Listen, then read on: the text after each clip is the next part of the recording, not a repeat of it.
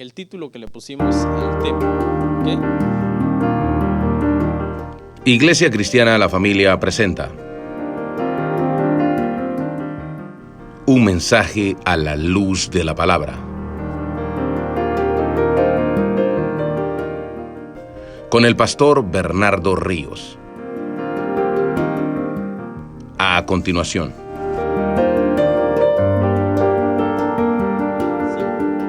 Cinco cualidades que tiene un joven que es un buen cristiano desde joven.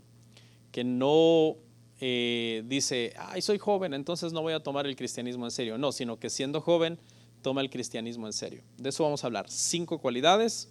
Espero no tardarme de más, espero poder terminar a tiempo, pero ahí, inclusive en la tarjetita pueden poner, ¿no? Se pasó de tiempo. Bueno, vamos a ver la primera. Vamos a ir rapidito y vamos a ver la primera. Hermanos, ¿están con el PowerPoint? Sí, ok. La primera le puse por título, un joven virtuoso no se va de la iglesia al crecer. No se va de la iglesia al crecer, sino que sigue en la iglesia. Nuestra cita es un clásico porque es la cita del Nuevo Testamento que habla de congregarse. ¿Quién se la sabe? Ahí dice, no dejando de congregarse como algunos tienen por costumbre. Hebreos 10:25. Vamos a verla ahí en pantalla, la pueden leer con nosotros. Dice así, no dejando de congregarnos como algunos tienen por costumbre, sino exhortándonos, y tanto más cuanto veis que aquel día se acerca. ¿Ok? Entonces, un joven cristiano, hermano, es aquel que no usa su juventud para irse al mundo, sino que a pesar de su juventud sigue en la iglesia. Eso es una muy buena virtud en un joven cristiano. Ustedes saben que esta iglesia, hermanos, ya tiene sus añitos. Amén. Anoche, me parece, estábamos hablando con nuestras hijas en el camino. Venimos a una práctica, íbamos camino a casa, íbamos hablando de qué edad tenían ellas cuando la iglesia inició. Y le dije, pues eran unas bebés, ni se acuerdan. La iglesia ya tiene sus añitos. Entonces, en esos años, más de una década, me ha tocado ver varias generaciones de jóvenes que van creciendo. Eran niños, venían cuando eran niños a la iglesia, y entonces cuando crecieron se fueron y dejaron la iglesia. Y eso es triste, eso es triste. Un joven virtuoso, muchachos, pongan atención, no deja la iglesia al crecer. Y les quiero hablar de unos argumentos que usan los jóvenes para dejar la iglesia. Y vamos a tratar de refutarlos. El primer argumento, dejé de asistir a la iglesia y a nadie le importó. Esta es una queja de los jóvenes. Dejé de ir a la iglesia y a nadie le importó. Es decir, estuve yendo, nunca me hicieron un comentario, un elogio, qué bueno que vienes, nos da gusto verte. Y aparte de eso, cuando decidí ya no volver, ni me llamaron, ni me preguntaron qué pasó, simplemente me ignoraron. Y sí puede ser una queja muy real, porque a veces los adultos nos falta un poco de tacto y tenemos en poco a los jóvenes. Decimos, bueno, ya que se vayan, ¿para qué los queremos? O si ya no vino, pues no importa. Entonces, este es un argumento, hermanos, que a veces usan los jóvenes y sería bueno que todos los adultos pues tomemos en serio a los muchachos, amén. Particularmente, como pastor, pues no me gusta que los jóvenes se vayan de la iglesia. No me agrada, es una mala noticia cuando alguien ya no va a venir, pero no queremos que se vayan al mundo porque sabemos que en el mundo nada bueno les va a esperar. Amén. Entonces, a mí sí me importa. A mí sí me importa, yo sé que a muchos otros hermanos también. Otro argumento. La iglesia demoniza todo lo que yo veo como normal. Este es otro argumento de los jóvenes. No, es que para la iglesia todo es malo, ya no puedo hacer nada porque todo es malo. Nuestros jóvenes, obviamente, hermanos, son bombardeados por una cultura, es la cultura de allá afuera, es una cultura no cristiana, muchas veces es una cultura anticristiana, y en esa cultura les enseñan lo contrario que les enseñamos en la iglesia. Entonces, son bombardeados por este paganismo, podríamos decir, y en la iglesia enseñamos la palabra de Dios, y cuando nuestros jóvenes están muy contaminados por el mundo y poco influenciados por el cristianismo, entonces las cosas del cristianismo les comienzan a parecer como anticuadas, como aburridas, como que todo lo demonizamos, ¿no? Vemos el diablo, los cristianos por todos lados. Cuando un joven empieza a pensar así y a hablar así, es muy probable que está muy inmerso en el mundo. ¿Por qué? Por ejemplo, veamos unas cosas. La iglesia enseña abstinencia sexual. Eso enseñamos en la iglesia a los jóvenes, abstinencia sexual. Quiere decir que nosotros en la iglesia enseñamos que los jóvenes no deben de tener relaciones sexuales fuera del matrimonio, sino hasta que se casan. Pero esa abstinencia sexual no es fácil, nosotros lo sabemos. Entonces el mundo enseña que más bien no tener relaciones es tonto. O sea, si tú no has tenido relaciones, eso es anticuado y tonto. Entonces, si ve, la enseñanza de la iglesia con la enseñanza del mundo se contraponen, ¿ok? Y allí es donde muchas veces dicen, no, pero es que ustedes demonizan las relaciones sexuales. No las demonizamos, sino que la Biblia dice que debe de ser en el matrimonio, ¿ok? En el matrimonio es como debe de ser la relación íntima. Otra cosa, la iglesia enseña a los jóvenes que hay que apartarse de las malas influencias. Pero, ¿qué pasa con muchos jóvenes que a veces no son cristianos virtuosos? ¿Quiénes son sus mejores amigos? Pues la gente del mundo. Entonces ahí comienza ya una lucha. Dicen, no, porque en la iglesia ven mal a mis amigos, porque mis amigos no son cristianos. ¿Ok? Y por último, la iglesia enseña rotundamente a los jóvenes cristianos que se deben casar con cristianos. Es una enseñanza bíblica y normal. ¿Okay? Los jóvenes cristianos se deben de casar con cristianos. Eso creo que todos lo debemos de tener bien claro. Pero, ¿qué pasa si una joven o un joven se enamora de uno que no es cristiano? Entonces, muchas veces empieza esta lucha de decir, no, es que la iglesia está mal, deberían de dejarme casar con él porque él es el que me gusta o la que me gusta, estoy enamorada. ¿Okay? Vamos a ver el tercer argumento. La iglesia no le da respuestas reales a mis preguntas diarias. La iglesia no le da respuestas reales a mis preguntas reales. Entonces, muchos jóvenes ven la iglesia como algo anticientífico. Mucha gente ha llegado a decir eso, especialmente jóvenes a veces. Dicen, no, es que la iglesia es... No veo un tema de actualidad, algo que a mí me interese, como los temas que a mí me interesan, los temas que yo veo en YouTube o los temas que yo hablo con mis amigos en la escuela y no sé, me parecen tan aburridos estos temas. ¿Y por qué el pastor no habla de otra cosa?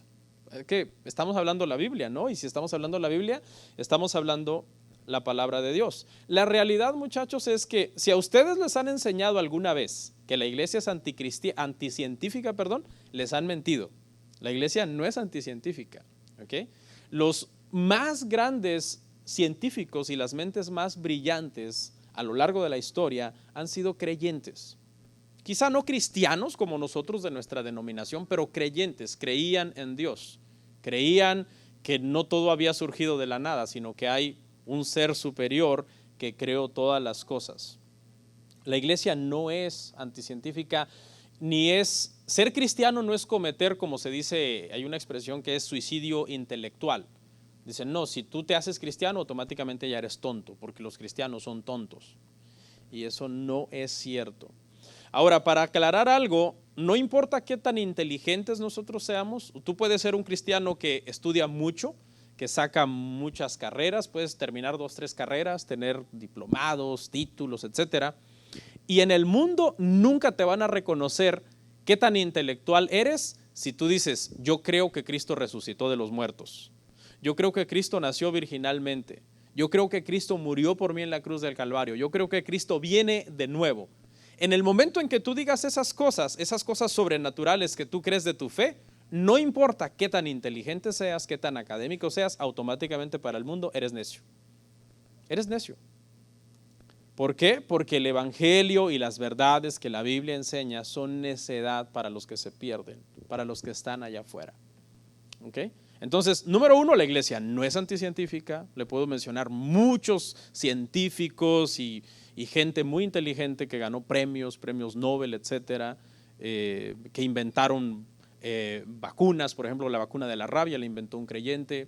Los descubrimientos sobre el genoma humano los hizo un creyente. descubrimientos sobre la genética. Gregorio Mendel era creyente también.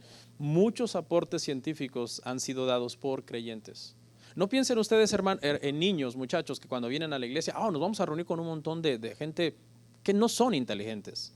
No, muchachos, las universidades fueron creadas por los cristianos. Pero bueno, vamos a ver otra. Creo que es la última. En la iglesia no puedo exponer mis dudas abiertamente porque me van a juzgar duramente. Esta es otra cosa que han dicho los jóvenes. Yo no puedo exponer, yo en la iglesia no puedo abrirme. Tengo que guardármelo, tengo que esconderlo. Porque como en la iglesia siempre están señalando el pecado, en el momento en que yo diga que tengo una lucha con la depresión, pues van a decir que si estoy en pecado. O en el momento en que diga que tengo una tentación sexual, lo cual es normal, eso es normal en los jóvenes, todos pasamos por ahí, ¿ok? Inclusive alguna lucha, ¿no? Hay jóvenes que luchan con pornografía, jóvenes de otras edades quizás. Muchos jóvenes luchan inclusive dentro de las iglesias con pensamientos homosexuales. Entonces todas esas cosas, a veces los jóvenes dicen, yo mejor me voy de la iglesia. Antes de abrirme en la iglesia y de decirles, necesito ayuda, padezco depresión, tengo ansiedad, o estoy atado a un pecado sexual, antes de abrirme prefiero irme, porque la iglesia es muy prejuiciosa.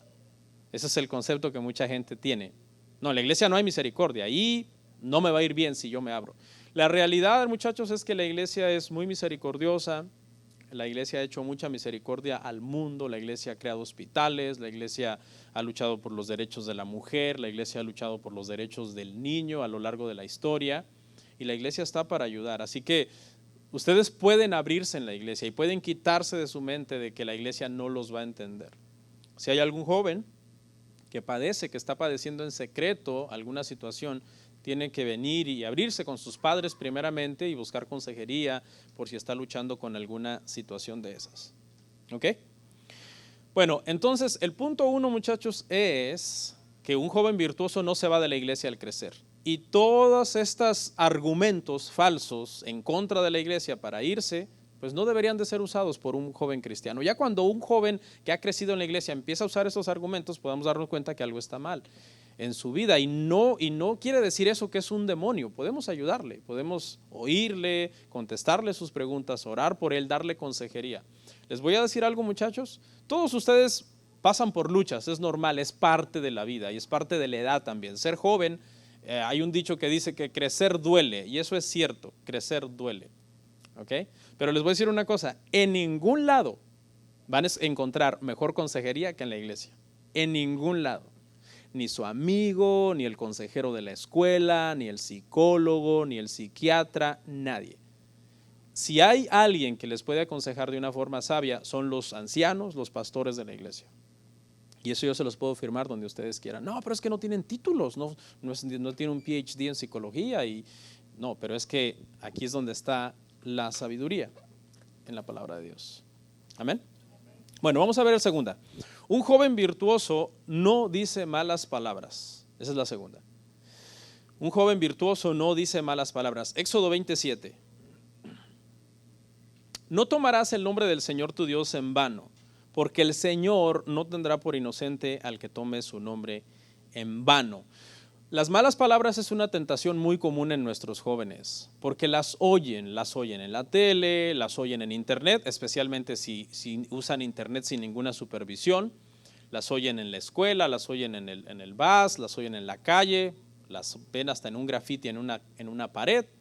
Nuestros jóvenes están muy propensos a este tema de las malas palabras. Cuando vine a Estados Unidos todavía era joven, cuando llegué a una iglesia me involucré con los jóvenes, me juntaba con los jóvenes, algunos inclusive mucho más pequeños que yo tenía 22, y de repente convivíamos inclusive con adolescentes, íbamos a jugar fútbol y convivíamos. Y cuando yo me convertí a Cristo, yo pensé que todos los cristianos eran ángeles, que eran santos, perfectos. Entonces descubrí en esas salidas con esos jóvenes a jugar fútbol y a nadar y a hacer un montón de cosas, que jóvenes de la iglesia decían malas palabras. Y entonces para mí fue pues impactante, ¿no? Ok, son cristianos, son hijos de un líder, o inclusive algunos de estos muchachos hasta tocan en el grupo, y dicen malas palabras y me costó procesar eso. ¿Ok? Pero, muchachos, las malas palabras son prohibidas en la Biblia. Principalmente porque en este mandamiento, en el mandamiento que acabamos de leer, que es uno de los 10 mandamientos, dice que no tomemos el nombre de Dios en vano.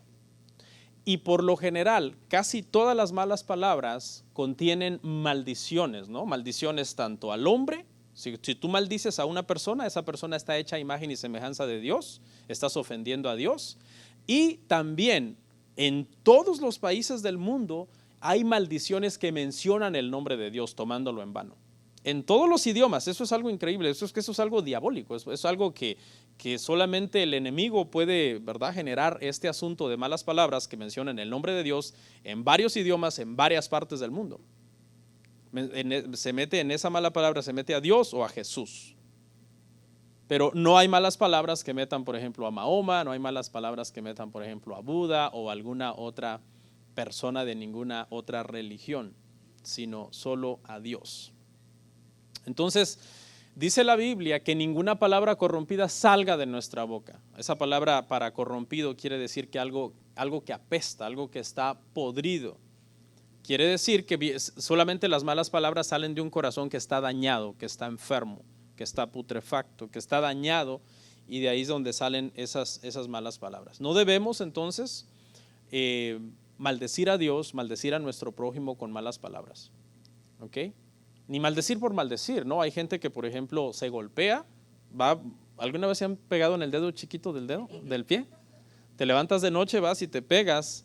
¿Y qué es lo primero que hace un incrédulo, alguien que no tiene temor de Dios? Pues empezar a maldecir y a traer a todos los demonios del infierno y a decir un montón de cosas, porque cree que eso es como un relief. Ay, con eso se me va a quitar. No, eso lo único que va a provocar es más amargura en el corazón de la persona.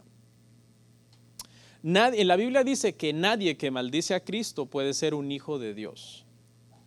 ¿Ok? Entonces no podemos nosotros, hermanos, decir malas palabras. Yo sé que aquí hay jóvenes que dicen malas palabras. Sería muy ingenuo de mi parte decir, no, todos son unos angelitos.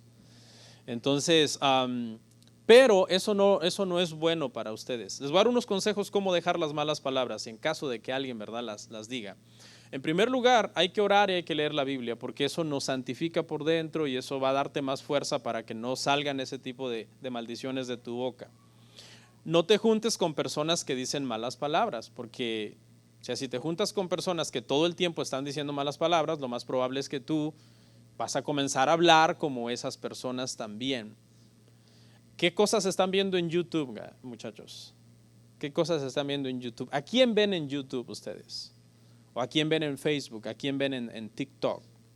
En todas esas redes sociales, en Instagram. ¿A quién están siguiendo? Porque si están siguiendo a un youtuber, a un bloguero que dice muchas malas palabras y a ustedes les gusta escucharlo, pues en cualquier momento se les va a salir una mala palabra. Y las van a comenzar a usar de una forma casual todos los días. ¿Qué música oyen? ¿Qué música se supone que deberían de escuchar los jóvenes cristianos?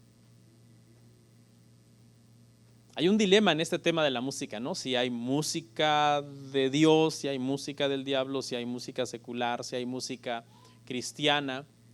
La música es un idioma universal. ¿Okay? En Babel se confundieron los idiomas y pues para hablar otro idioma hay que aprenderlo, pero la música es algo que todos lo traemos ya en nuestro cuerpo. A todos por lo general nos gusta la música. Hacemos ritmos en las mesas con nuestros dedos o con el pie. Somos musicales por naturaleza, nos gusta la música.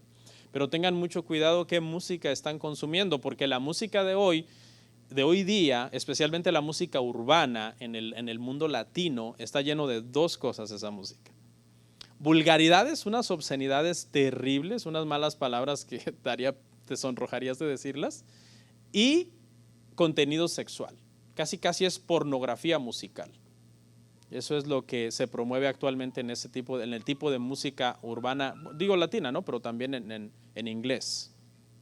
Entonces, si están consumiendo esas cosas, pues no van a poder dejar las malas palabras. Si las quieres dejar, lee la Biblia, ora, no te juntes con personas que dicen malas palabras y fíjate qué estás consumiendo. No todo lo que dice cristiano, muchachos, es cristiano.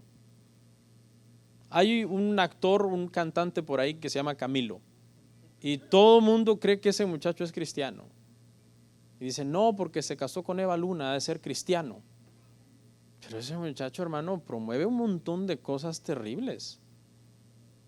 Entonces, no tendrían ustedes por qué estar escuchando una música que los daña, sino una música que los ayuda, que los edifica, que es de bendición para ustedes. ¿Ok? 3.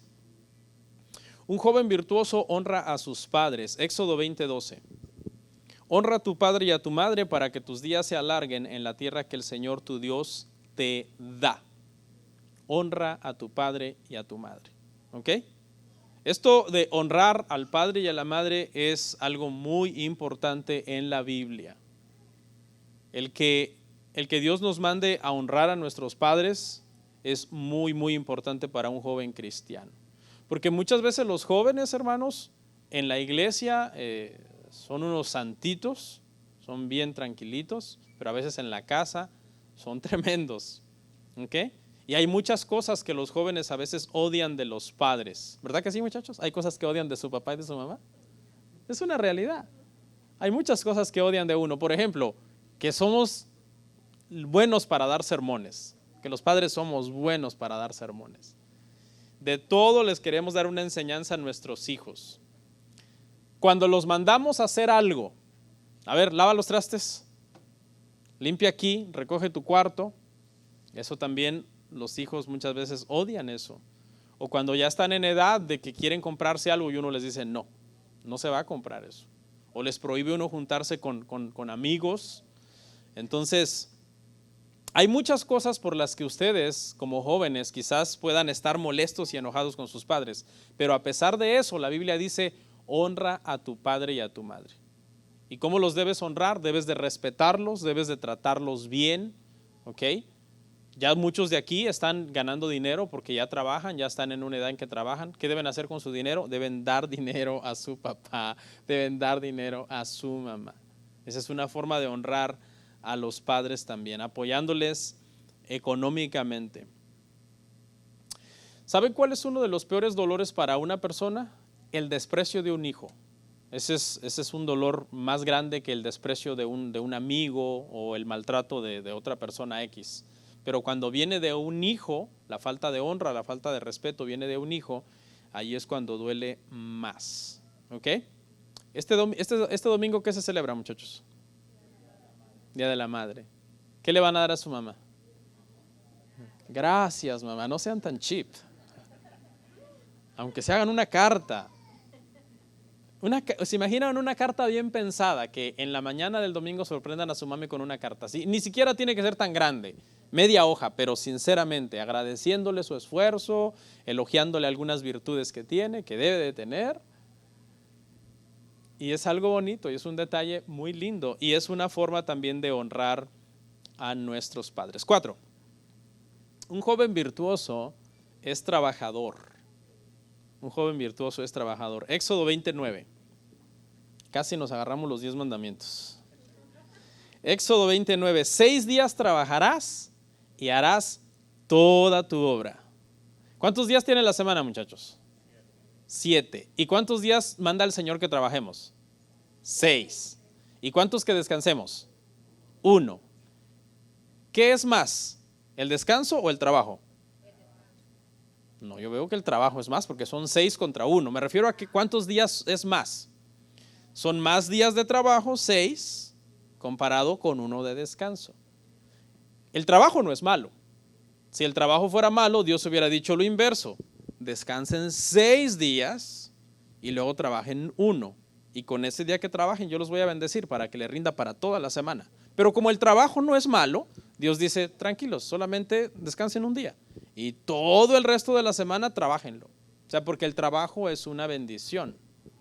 Pero esta es una área también que a veces nos cuesta lidiar con nuestros jóvenes, porque el trabajo, son alérgicos al trabajo. Cualquier cosa que cause esfuerzo, hasta lavarse los dientes. Ay, Dios mío, tengo que lavarme los dientes. Pues claro, tienes que lavarte los dientes.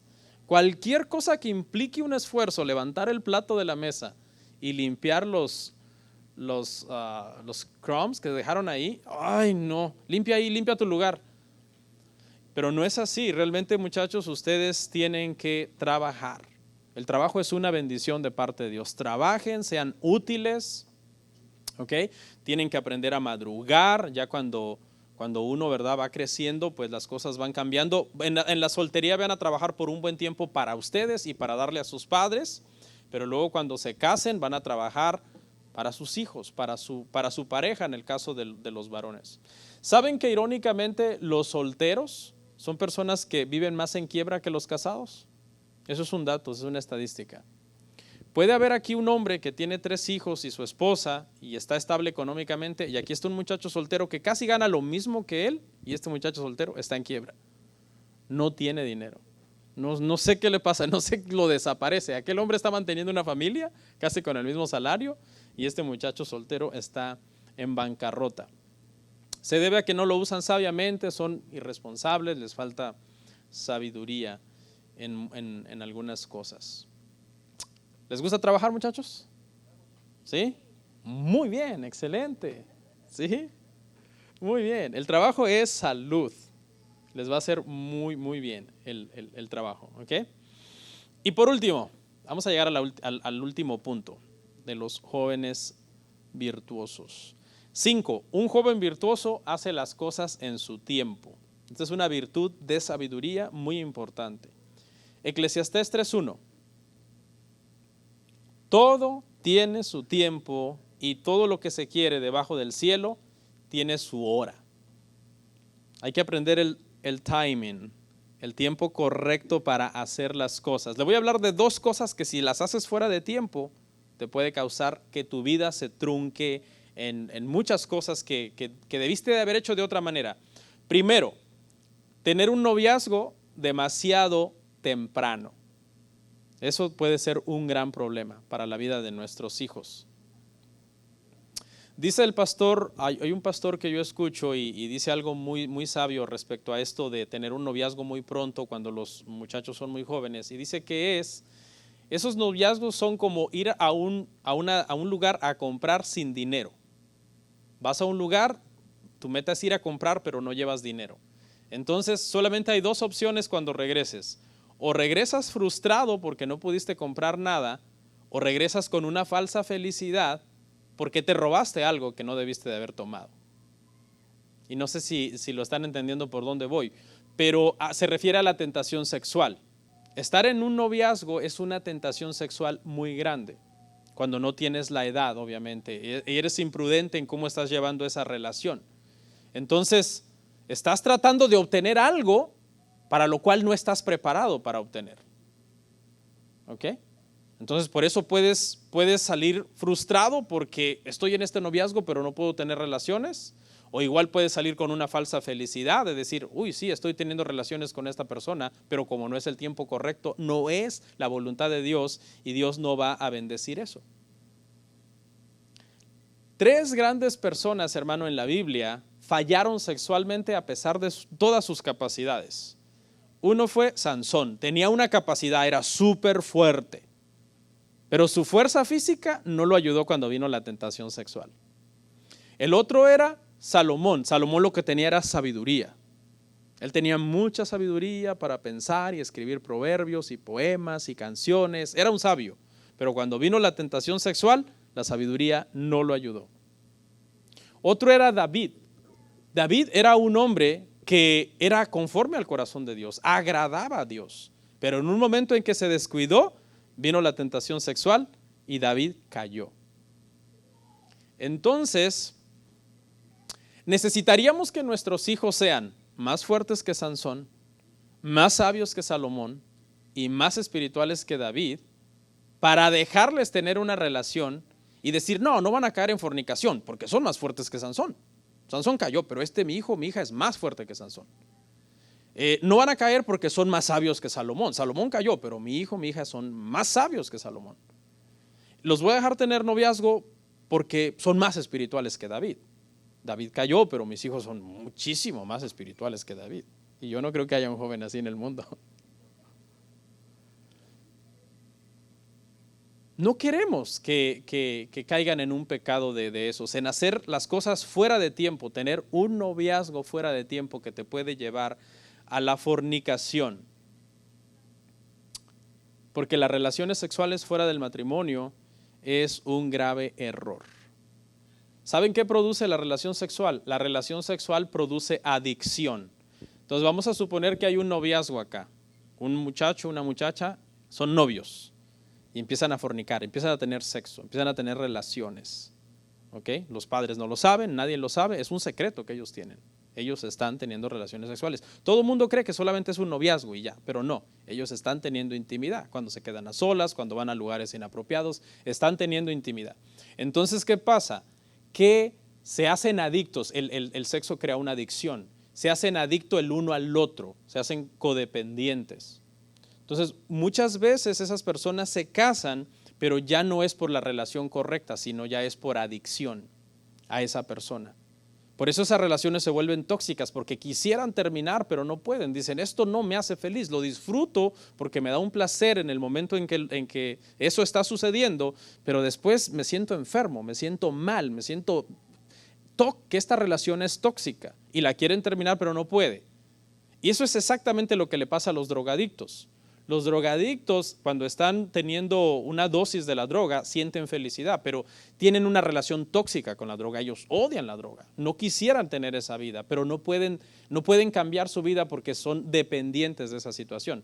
Ahora, si tú en el noviazgo comienzas a tener relaciones sexuales con tu pareja y te haces adicto a tu pareja, hay una peculiaridad de las adicciones. Las adicciones son odiadas por el adicto. ¿Sí?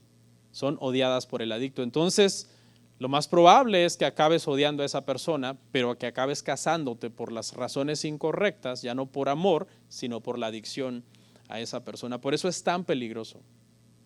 El sexo fuera del matrimonio es muy peligroso porque crea una adicción. ¿Ok? Y por último, vimos un extremo de hacer las cosas fuera de tiempo, tener una relación de noviazgo demasiado temprano. La otra, que es el otro extremo, no querer casarse. Ese es el otro extremo porque vivimos en una cultura que no se ve muy bien el matrimonio en estos días. No, el matrimonio no es algo que sea elogiado por la sociedad. Entonces, ¿qué es lo que está pasando ahora? Según datos, muchos muchachos se hacen bien grandes ya, pero no se quieren casar. Siempre tienen una meta o algo que quieren lograr, pero no se quieren casar. Entonces, ahorita está habiendo un fenómeno que los muchachos pasan toda su vida estudiando y nunca se quieren casar y están en casa, viven en el basement de su papá, jugando videojuegos o haciendo alguna cosa y no están madurando. Entonces hay muchas muchachas que andan buscando un muchacho para casarse, pero ese muchacho de 30, de 35, de 40 lo sigue pensando.